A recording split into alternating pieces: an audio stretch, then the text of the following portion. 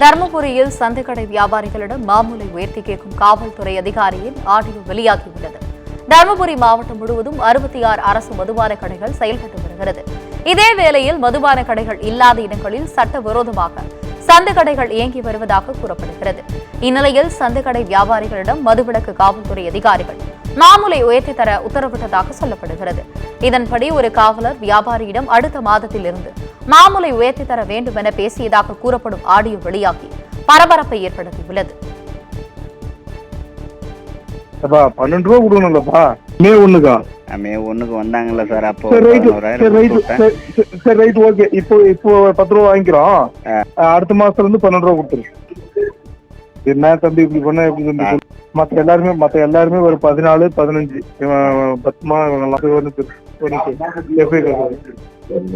என்ன சொல்றோம், முழுக்காக நீ மற்ற கார்த்திங்கெல்லாம் 28 அந்த மாதிரி.